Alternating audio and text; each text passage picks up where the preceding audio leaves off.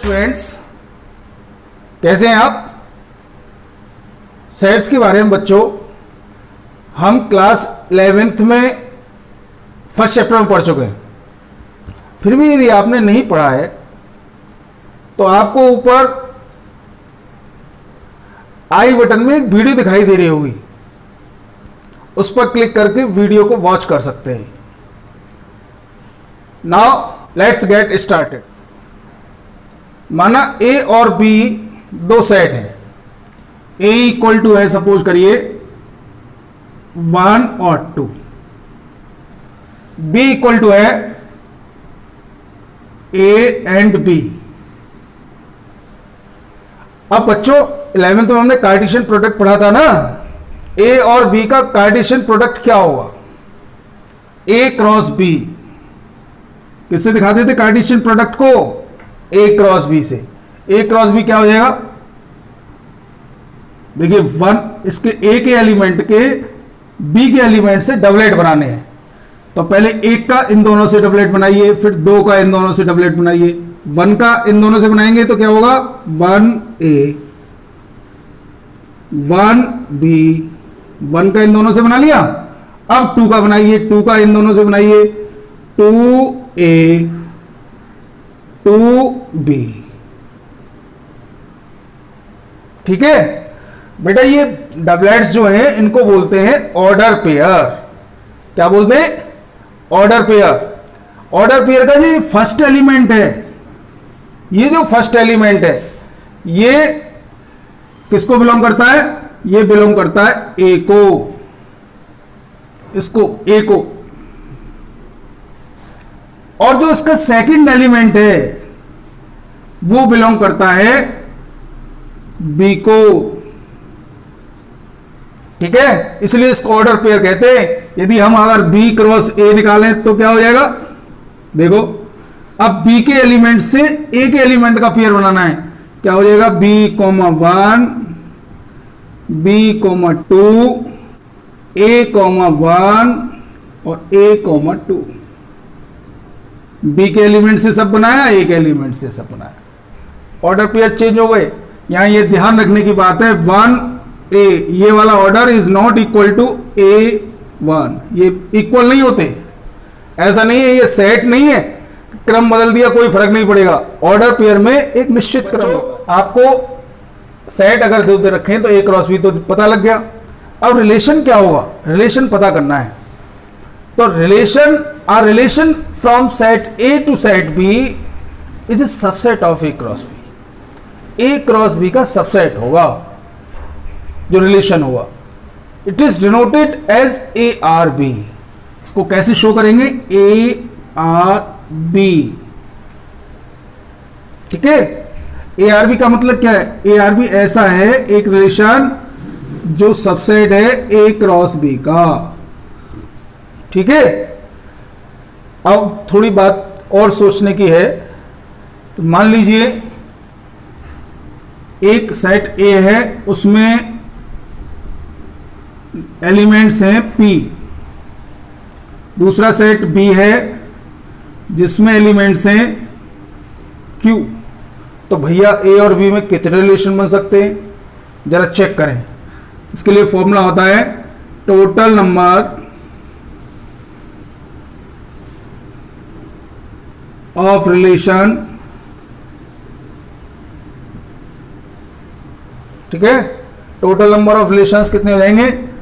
2 की power p cross q। अब अंदाजा लगाइए, सपोज करिए एक सेट दे रखा है a इक्वल टू 1 2 3 और 4, b दे रखा है a b c और d। तो इनमें रिलेशन मुझे पता करने हो तो नंबर ऑफ a कितना हो गया भाई? 4 हो गया। नंबर ऑफ बी कितना हो गया भाई? 4 हो गया। नंबर ऑफ रिलेशंस कितने हो गए? 2 की पावर 4 मल्टीप्लाई 4, 2 की पावर 16। अंदाजा कर सकते हैं कितनी बड़ी क्वांटिटी हो गई। इसको समझना और मुझे आपको समझाना, ये दोनों ही इम्पॉसिबल है। तो ये समझ लीजिए टोटल नंबर ऑफ रिलेशंस होते हैं 2 की power p cross q। Clear हो गए? ऐसे बहुत से रिलेशन बन सकते हैं। एक ये भी रिलेशन हो सकता है, वन ए ये भी रिलेशन हो सकता है, वन बी ये भी रिलेशन हो सकता है, टू ए ये भी रिलेशन हो सकता है, टू बी ये भी रिलेशन हो सकता है। इसमें कितने सबसेट्स बनेंगे, वो सब इसके रिलेशन होंगे। क्लियर हो गया बेटा? रिलेशन को कितने टाइप से लिखा जा सकता है? रिलेशन को दो टाइप से लिखा जा सकता है। पहला है, इसको अगर लिखें तो फर्स्ट टाइप होगा रोस्टर फॉर्म, और दूसरा है सेट बिल्डर फॉर्म।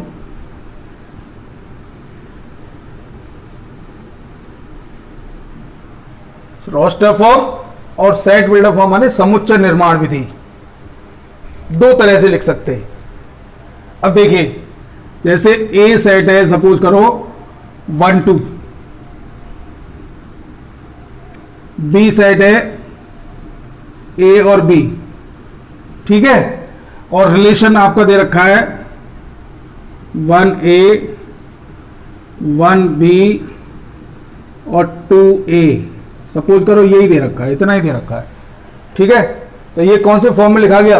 ये ऑर्डर पेयर की फॉर्म में लिखा गया। ऑर्डर पेयर की फॉर्म में लिख देते हैं तो इसको बोलते हैं ये रोस्टर फॉर्म में है। ये कौन सी फॉर्म है? Roster form. बात क्लियर हो गई? अब दूसरी तरह से सेट बिल्डर फॉर्म कैसे लिखेंगे भाई? सेट बिल्डर फॉर्म में ऐसे लिखेंगे R equal to A B. एक ऑर्डर पेयर ऐसा है कि A B such that A B belongs to R, जो रिलेशन में है। अब यहां पर कोई शर्त भी दे सकता है, भाई इस शर्त के अकॉर्डिंग हमने ऑर्डर पेयर बनाया है, ठीक है। तो ये कौन सी फॉर्म हो गई? ये हमारी हो गई set builder form.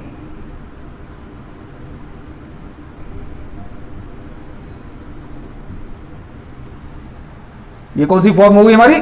Set builder form. तो हम किसी भी रिलेशन को दो तरह से लिख सकते हैं, रोस्टर फॉर्म में और सेट बिल्डर फॉर्म में, ठीक है। अब पार्ट्स ऑफ रिलेशन कितने होते हैं? अगला टॉपिक है parts of relation.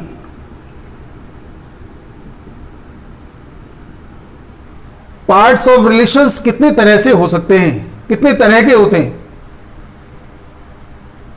Parts of relation कितने तरह के होते हैं, यह पता करना है। तो बेटा पार्ट्स ऑफ रिलेशन तीन हो सकते हैं। पहला है डोमेन, दूसरा है कोडोमेन, तीसरा है रेंज। हिंदी में बोलें तो डोमेन को प्रांत, कोडोमेन को सह प्रांत और रेंज को परिसर कहेंगे। डोमेन क्या है? रिलेशन जिन दो सेट से बनाया है, या रिलेशन के ऑर्डर पेयर को चेक किया जाए तो उसका जो फर्स्ट एलिमेंट होगा उससे बना हुआ सेट डोमेन होगा, या ये कहते हैं फर्स्ट सेट जो होता है वो डोमेन होता है। जैसे कोई रिलेशन है R equal to 1A 1B और 2A, सपोज करो ये दे रखा है। तो इसके ऑर्डर पेयर के फर्स्ट एलिमेंट से सेट बनाएं, डोमेन क्या हो गया? 1 और 2, ठीक है बेटा। और अगर सेकंड एलिमेंट से बनाए, सेकंड एलिमेंट से बनाए तो वो हो जाएगी रेंज A और B, यानी ऑर्डर पेयर के सेकंड एलिमेंट से बना हुआ सेट रेंज कहलाएगा। अब कोडोमेन क्या हो गया बेटा? कोडोमेन वो होगा, मान लीजिए दो सेट लिए थे ना हमने, और दोनों सेट्स में फर्स्ट सेट को तो कह दिया आपने डोमेन, सेकंड सेट क्या हो गया? सेकंड सेट कोडोमेन कहलाएगा।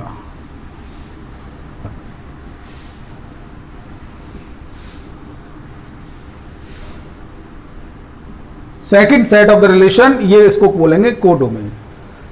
अब अगली बात आती है इनवर्स ऑफ रिलेशन क्या होगा भाई। Let A and B are two sets, दो ए और बी दो सेट है और रिलेशन क्या है, R equal to A R B. क्या मतलब हुआ इसका, relation from set A to set B. Then inverse relation क्या होगा भाई, तो आर इनवर्स होगा, क्या होगा, relation from set B to set A. Relation from set B to set A उसको बोल देंगे हम आर इनवर्स, या इसको हम बोल दें B R A. B R A R का इनवर्स रिलेशन है। इसको अगर दूसरी तरह से देखें तो आर इनवर्स इक्वल टू हो जाएगा B A such that A B belongs to R. ये किस फॉर्म में लिख दिया मैंने, पता करो, जानते हो, सेट बिल्डर फॉर्म में लिखा हुआ है। यहां देखने वाली बात ये एक, यहां इन दोनों को हम चेक करते हैं तो ये देखने वाली बात ये निकल के आती है कि domain of R equal to होता है रेंज ऑफ आर इनवर्स, या range of R equal to होता है domain of R inverse. Check करेंगे, एक एग्जांपल देखते हैं, एक एग्जांपल के थ्रू चेक करते हैं भाई। Let A equal to suppose कर लो 1 2 3 है, ठीक है। B equal to A B C और डी, ये है रिलेशन है 1A 1C 2A 2B और 2D और 3C। सपोज कर लो कोई सा भी ऐसा रिलेशन दे रखा है। अब इसमें डोमेन क्या हो गया, 3C नहीं है 3B मानो, यहां भी कर लो A 1B, सही है, ये रिलेशन है, ठीक है। अब इसमें डोमेन क्या हो गया, चेक करो भाई, ये रिलेशन दे दिया है हमने। डोमेन इसका हुआ, मैंने बताया था ऑर्डर पेयर का फर्स्ट एलिमेंट क्या हो गया 1 2 3, सही है। कोडोमेन क्या हो गया, यही सेकंड है A B C और D। रेंज क्या हो गई, रेंज क्या बनेगी भाई, A B और D। आर इनवर्स निकालूं, आर इनवर्स निकालूं तो क्या हो जाएगा, are inverse A1 B1 B2 D2 B3, सही है। इसका डोमेन कितना निकला, A B और D। कोडोमेन क्या निकला भाई, अब 1 2 3 है कोडोमेन। रेंज क्या हो गई, रेंज चेक करो इसकी 1 2 3, ठीक है। मैंने क्या कहा था अभी, domain of R, domain of R कितना है 1 2 3, ये होगा range of R inverse. Range of R inverse कितनी है 1 2 3, domain of R is equal to range of R inverse. Clear हो गया। दूसरी बात, रेंज ऑफ आर कितनी है ए बी डी, और रेंज ऑफ आर इनवर्स और डोमेन ऑफ आर इनवर्स कितना है ए बी डी। तो हम यहां से ये कह सकते हैं range of R equal to domain of R inverse. आती है टाइप्स ऑफ रिलेशंस की, कितने टाइप के रिलेशन होते हैं भाई। तो बेटा मैं यहाँ कुछ टाइप्स डिस्कशन करूंगा, समझने की कोशिश करिए। पहला है एम्पटी रिलेशन, इसको वाइड रिलेशन भी कहते हैं। हिंदी में बोले तो इसे रिक्त संबंध।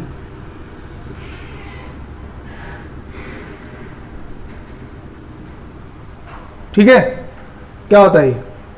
जब कोई भी ए का एलिमेंट ए के किसी भी एलिमेंट से रिलेटेड नहीं होता है तो एम्पटी रिलेशन होता है। अर्थात phi is subset of A cross B हो, कोई भी ऑर्डर पेयर नहीं बनना हो तो उसको बोलते हैं empty relation. For example A equal to है, सपोज कर लो 1 2 3 4, सपोज करो ये दे रखा है। बी इक्वल टू दे रखा है, सपोज करो बी तो है ही नहीं, ए के लिए ही है। रिलेशन आर इक्वल टू दे रखा है, सपोज कर लीजिए रिलेशन दे रखा है A B such that A minus B is equal to 12, where A and B belongs to A और बी ए को बिलोंग कर रहे हैं। ठीक है, इस तरह से एक एग्जाम्पल बना लिया हमने, ये एग्जाम्पल है, सपोज करो। अब चेक कर रहे हैं भाई, अब ए के कोई भी दो एलिमेंट ले लो, ए में से कोई भी दो एलिमेंट ले लो, ए माइनस बी इक्वल टू 12 हो सकता है? पॉसिबल ही नहीं है। कोई भी दो एलिमेंट ले लो, 1 माइनस 2, 2 माइनस 3, 3 माइनस 4, 4 माइनस 5, कोई भी एलिमेंट ले लीजिए, ए माइनस बी 12 आ ही नहीं सकता। तो आर कैसा हो गया? ये रिलेशन कैसा हुआ? ये हो गया भैया एम्पटी रिलेशन। ठीक है, अब यहां पर ध्यान देने की एक बात सामने आई कि किसी भी सेट ए में relation R A cross A का, यानी ए और ए के कार्टेशियन प्रोडक्ट का एक सबसेट होता है। बेटा इसी को बाइनरी रिलेशन कहते हैं, यानी R is subset of A cross A. ये बाइनरी रिलेशन की शर्त है। ठीक है, सेकंड टाइप है यूनिवर्सल रिलेशन, हिंदी बोलेंगे सार्वत्रिक संबंध।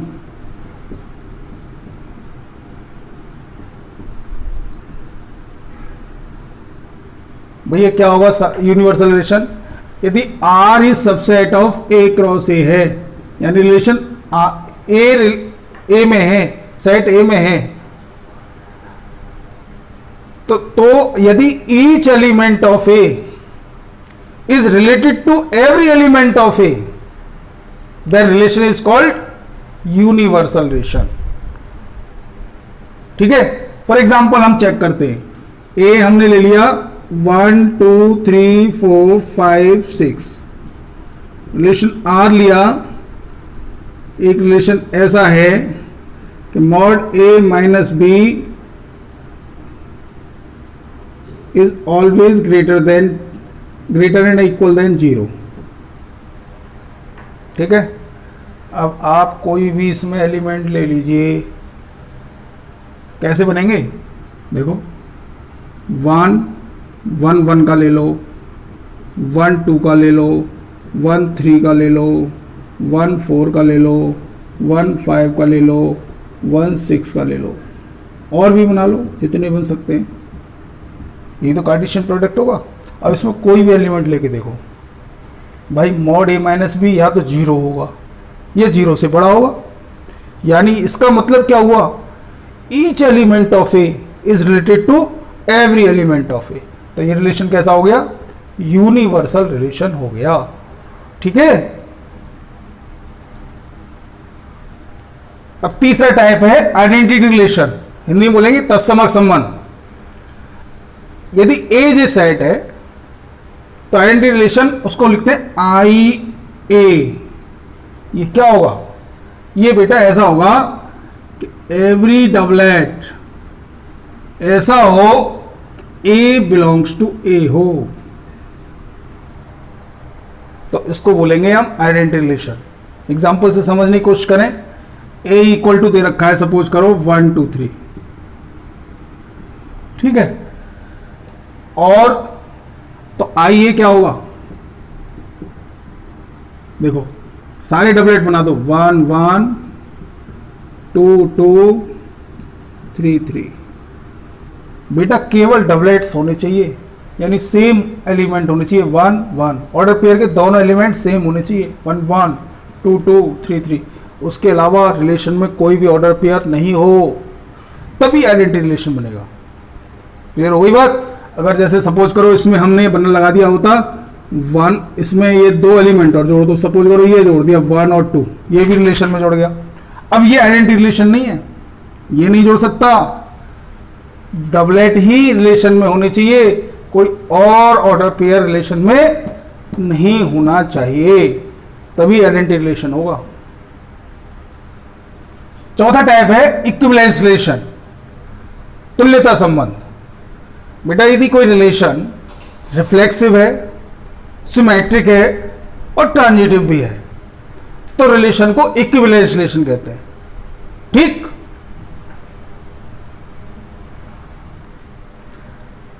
फिफ्थ रिलेशन आया बेटा रिफ्लेक्सिव रिलेशन, बोले हिंदी में से स्वतुल्य संबंध।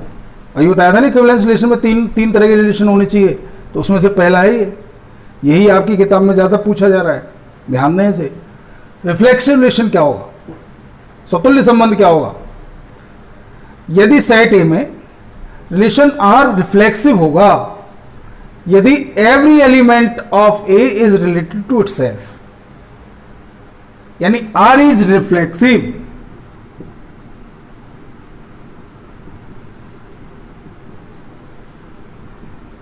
if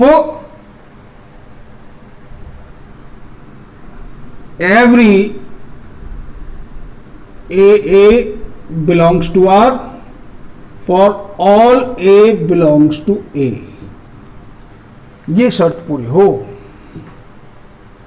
इससे क्या निकलेगा भाई, जैसे सपोज करो, अब मोटी भाषा में बात करें, सपोज करो ए दे रखा है 1 2 3, सपोज करो ये दे रखा है, ठीक है।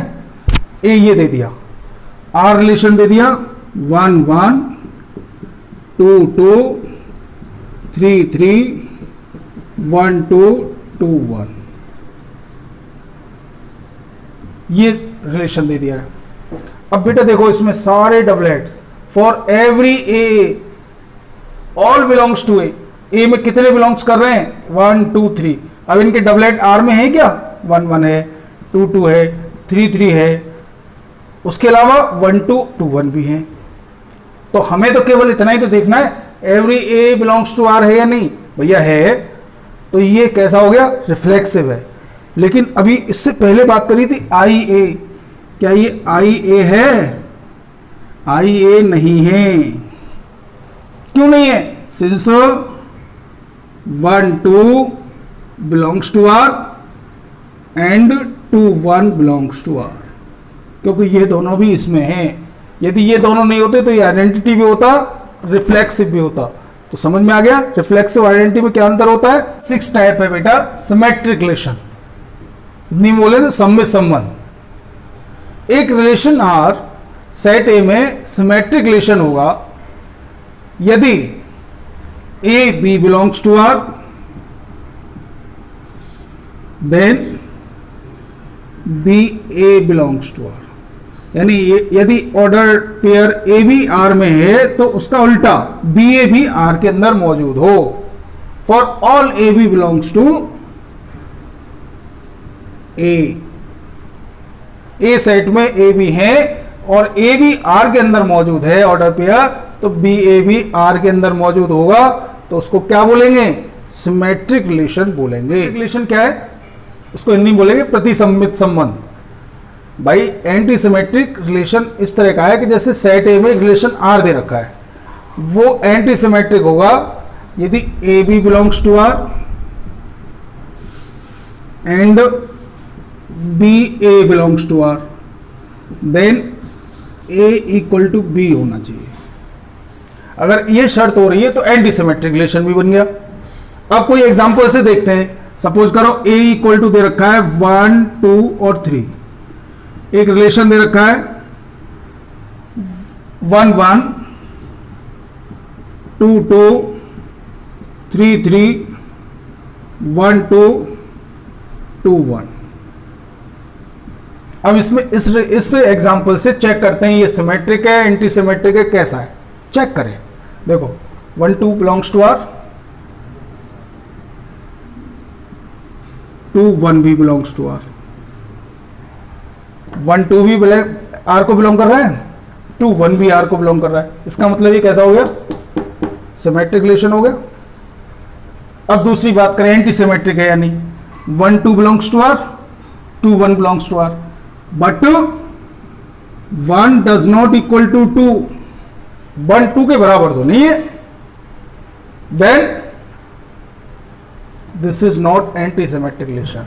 भैया एंटी सिमेट्रिक रिलेशन के लिए ए इक्वल टू बी आना चाहिए। 8th टाइप है, last type, transitive relation, Hindi में बोलेंगे उसको संक्रामक संबंध। साइटेमिक रिलेशन आर ट्रांजिटिव रिलेशन होगा यदि A B belongs to R and B C belongs to R, implies that A C belongs to R.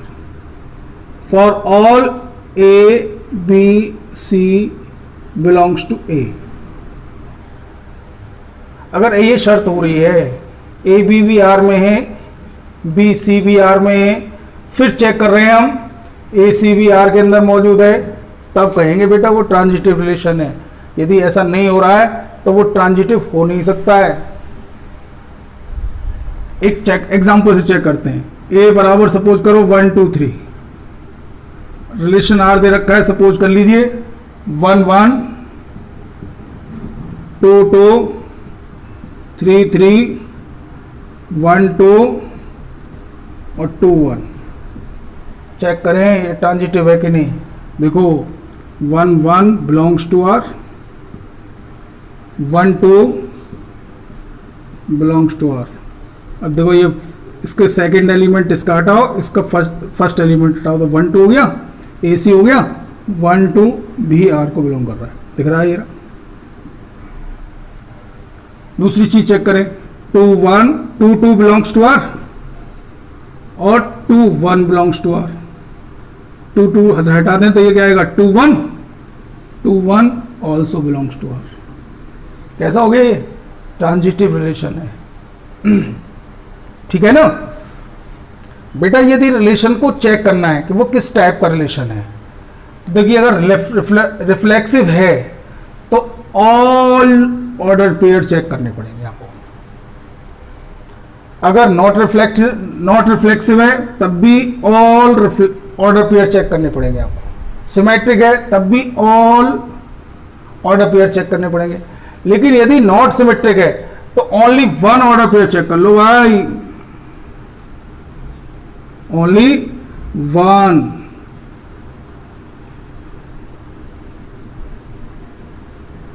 केवल एक ऑर्डर पेयर चेक कर लो, उसी से पता चल जाएगा वो हमारा सिमेट्रिक है नहीं है या है। ट्रांजिटिव है तो ऑल चेक करिए, ठीक है। और यदि नॉट ट्रांजिटिव है तो केवल एक से पता कर लो कि A B belongs to R, B C belongs to R, implies that AC belongs to R है या नहीं। ओनली 1 से, केवल एक से पता कर लो, एक ऑर्डर पेयर लेकर के पता चल जाएगा ट्रांजिटिव नहीं है। बच्चों एक्सरसाइज जब देखेंगे तो सबसे ज्यादा इक्विवेलेंस रिलेशन चेक करना है। उसमें इक्विवेलेंस रिलेशन चेक करने के लिए मैंने एक आपके लिए किट दे रहा हूं। कैसे चेक करेंगे, रोस्टर फॉर्म में कैसे चेक करेंगे, सेट बिल्डअप फॉर्म में कैसे चेक करेंगे। रिफ्लेक्सिव को चेक करना है। रिफ्लेक्सिव चेक करने के लिए क्या, for every A belongs to R होना चाहिए, for all A belongs to A है तो सही है। अभी बताया था। सेट बिल्डअप फॉर्म में put y equal to x and check relation. y equal to x रखें और रिलेशन को चेक कर लें, यदि वो सही है तो भैया फिर वो रिफ्लेक्सिव हो गया। सिमेट्रिक के लिए if A B belongs to R, then बताया था मैंने भाई क्या होना चाहिए, B A belongs to R for all A B belongs to A. Roster form में यही तो होना चाहिए। यहां पे कैसे चेक करेंगे रिसाइटेबिलिटी फॉर्म में, एक्स और वाई को इंटरचेंज करके, इंटरचेंज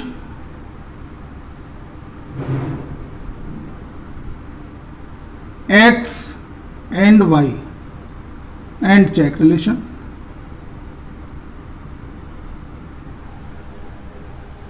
एक्स और वाई को जो प्लेस है उसको इंटरचेंज करिए और रिलेशन को चेक कर लो। अगर यदि शर्त पूरी हो रही है, रिलेशन की जो कंडीशन है वो फॉलो कर रहा है वो, तो भैया सिमेट्रिक है, अदरवाइज नहीं है। ट्रांजिटिव के लिए इफ रोस्टर फॉर्म में कैसे करेंगे, इफ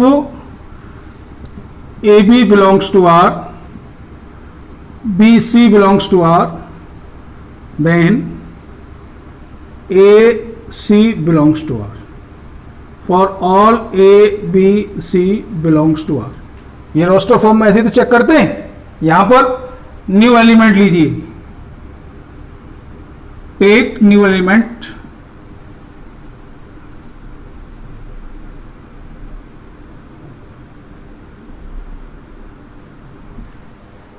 नया कंपोनेंट ले लिया। अब दोनों एलिमेंट्स के साथ उसे सिमेट्रिकली चेंज करके रिलेशन को चेक करिए। यदि रिलेशन की शर्त पूरी हो रही है, जैसे जिस तरह से रिलेशन दे रखा है वो शर्त उसकी पूरी हो रही है, तब ट्रांजिटिव है, अदरवाइज ट्रांजिटिव नहीं है।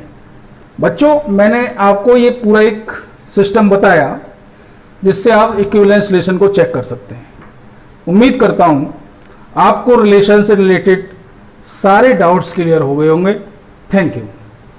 Subscribe the channel and press the bell icon to never miss math related videos.